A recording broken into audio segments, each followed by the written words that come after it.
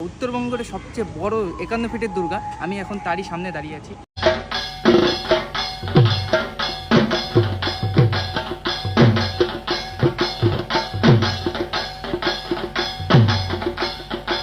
আমি এখানকার দাদাদের সাথে কথা বলে নিব আর দেখব তাদের কনসেপ্টটার পিছনের কি ভাবনা আছে। তো দাদা, এখানে যে এত বড় মূর্তিটা হচ্ছে মা দুর্গার, তো তোমাদের মাথায় এই আইডিয়াটা আসলো কীভাবে? দেখুন, আমরা যদি বিগত দিনে শিলিগুড়ির পুজোগুলো ভিজিট করি, সেটা গণেশ পুজো হোক, কালী পুজো হোক, জগদ্ধাত্রী পুজো হোক, সবসময় আমরা এটা ট্রেন্ডিংয়ের মধ্যে দেখতে পাচ্ছি যে যখনই বিশাল আয়তনে কোনো মূর্তি আমরা করছে, যে কোনো পুজো কমিটিরা করছে, তখন সেটা একটা ট্রেন্ড হয়ে যাচ্ছে বা সেখানে শিলিগুড়িবাসী ভিজিট করতে যাচ্ছেই, এবং এটাই এখনকার মানুষের মধ্যে বড় মূর্তি একটা আবেগের মধ্যে চলে আসছে এবং মানুষ যাবেই। এটাকেই আমাদের ভাবনা। এটা তোমাদের কত রকম ঘটছে? এবছর আমাদের 68তম বর্ষে পদার্পণ করলো আমাদের পুজো। এই প্যান্ডেলটা ওপেনিং কবে থেকে হচ্ছে? আমাদের এই মহা চতুর্থীর দিনই আমাদের।